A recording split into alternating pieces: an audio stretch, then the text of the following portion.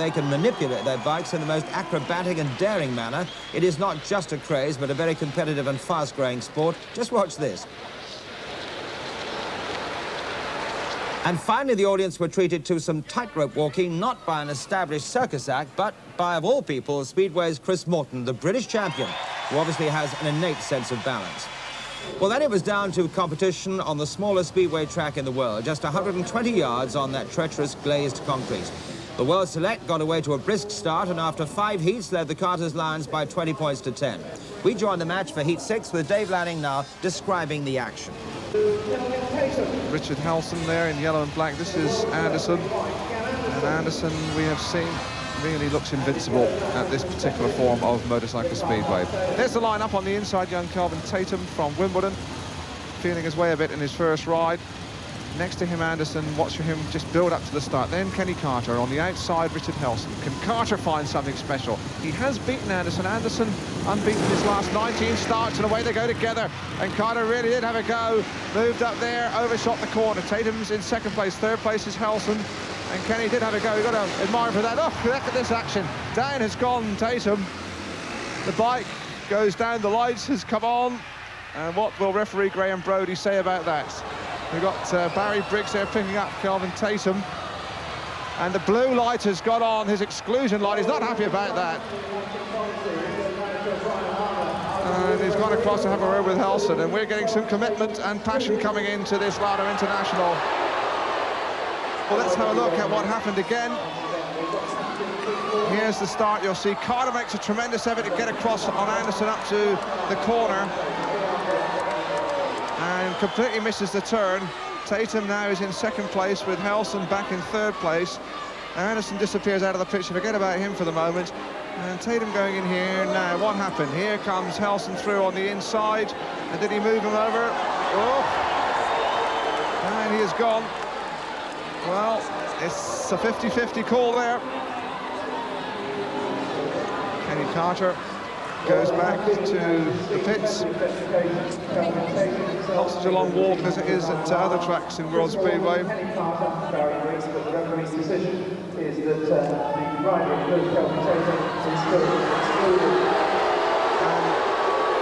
Referee Brodie refuses to be flustered and refuses to change his mind, and Tatum goes out.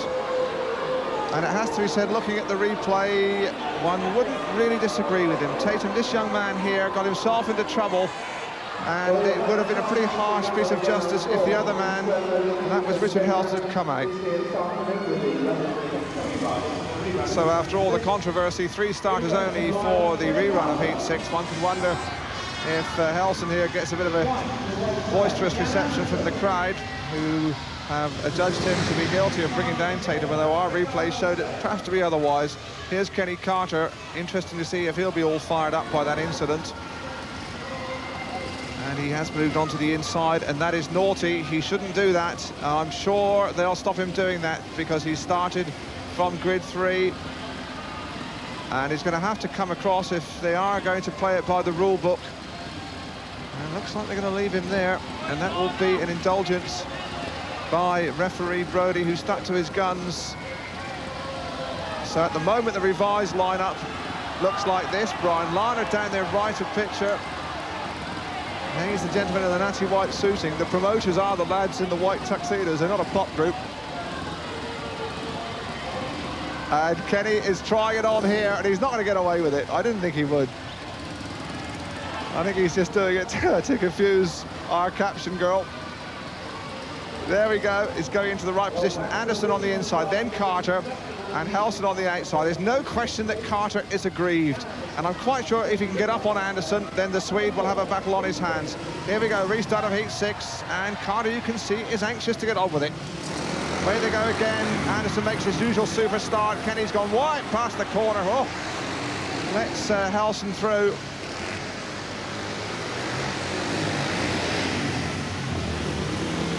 Carter closing up now on Helson, but he really did have a nightmare around those first 2 bends.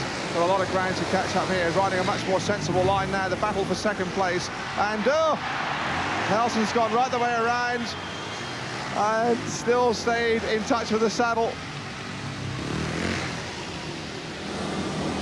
Anderson's a miler, almost lapping his partner. Anderson's going to win it.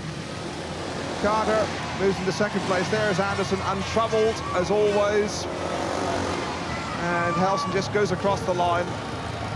And we are really having some fun in games. 6 seats completed, there's the score. The World 12 up, 24 to the Lions, 12 points. And we can but speculate if that is a margin beyond recall for the Lions. Coming out here in Heat 7, the crack world pair of Danes, Nielsen, he's in white there, and Gundersen in their third consecutive Lada International together, so they know each other's style. Nielsen, it must be said, looked immaculate in his opening ride. He really was riding almost flat. Coming in, an interesting substitution from England's team manager, Brian Lada, bringing in Kelvin Tatum in the centre of all the controversy last time. There's the lineup. Tatum will be in blue, and he obviously is itching to get back into the action. Morton on the inside, then Nielsen. Tatum coming in as a tactical substitute in the blue helmet in grid 3, and on the outside Eric Gundersen. So can the Lions come back? They're in against two absolutely immaculate Danes. Here's the start of Heat 7, and Nielsen's got a flyer. Nielsen away, the English pair are packed in behind him. Coming through on the inside, it was Gundersen, and as Tatum overcooked the first two corners. Nielsen leads it. Second place, Morton. Tatum has come through. Brave lad, this one. Into third place. See the distances there. There we are, super action pictures. Just a micro-thousandth of a throttle here can make the difference between overcooking the corner. It must demand colossal powers of throttle control. Gundersen is out of the action. Nielsen looking good. Second place there, Morton. Third was Tatum. Brave third place for the young man, but Hans Nielsen for the world. The new world record transfer fee rider has moved for £30,000 earlier this week to Oxford, the newcomers in the British League. And what an asset he'll be down there in the University City.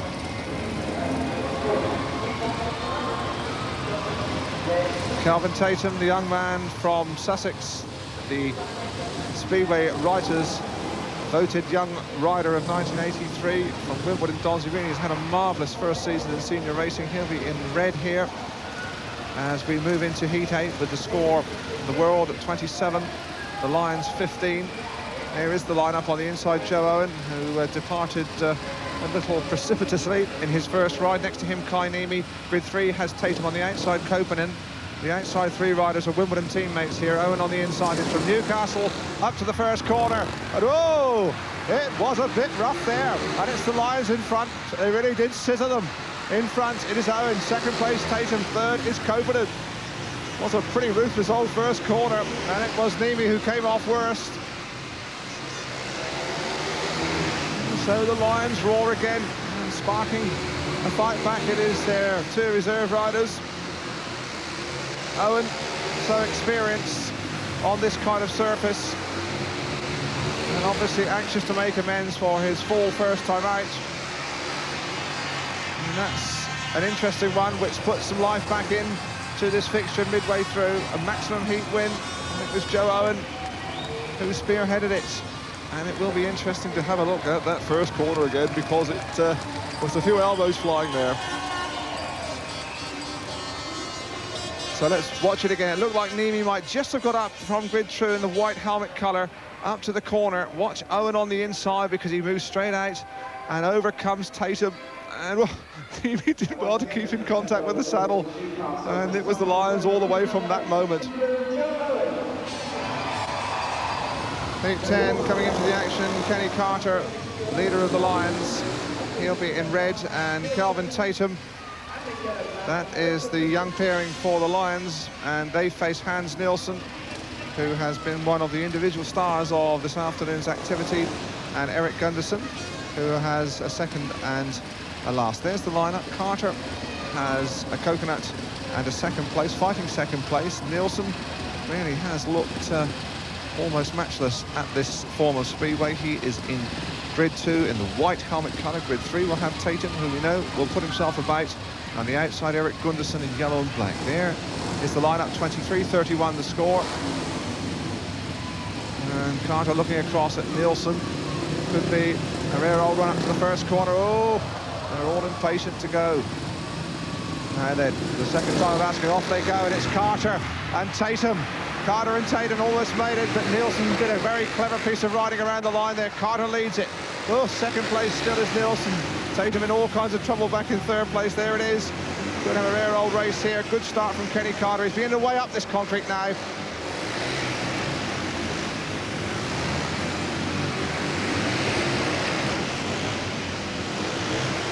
Just mustn't overcook these turns into the last lap. And Nielsen's just waiting for Carter to make a slip. And Kenny must just ease it back around the corner here, looking back over his shoulder. He's going to win it. Second place, Nielsen. Third is Tatum. And Carter inspiring his Lions, enjoying that moment.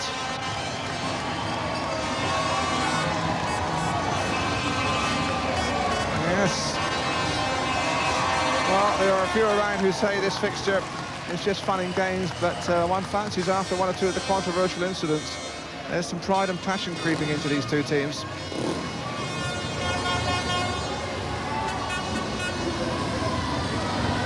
Just 3 heats remaining for the Lions to retrieve 6 points. They were 14 points adrift. They really have fought back quite splendidly.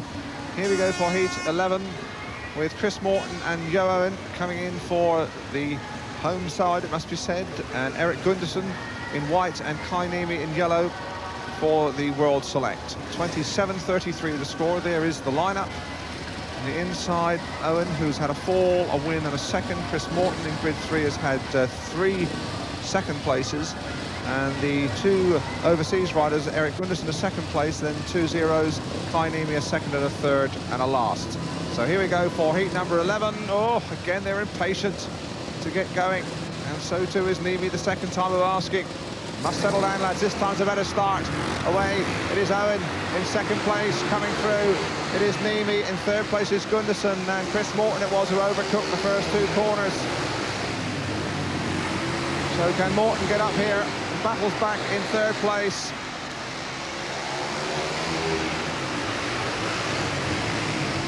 Joe Owen in front still. Niemi's in second place. Third place, Gunderson, with Morton buzzing into the last lap.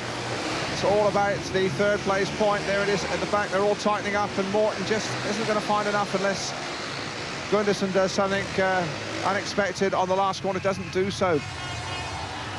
So Joe Owens keeps the Lions in there, but really they would have been looking 4 points from Chris Morton there, who overcooked the first corner and just couldn't find the drive or the traction or the horsepower to get through.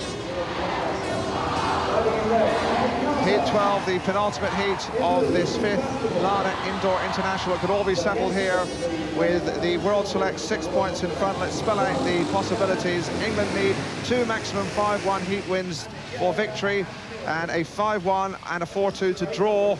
And coming into heat 12, the block-busting world pair of Jan Andersen, unbeaten after 4 starts, and Danish star Hans Nielsen, who has 2 wins with a second place.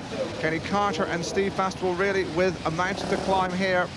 Heat 12, there's the lineup. Carter on the inside, next to him Andersen. Grid 3, Bastable.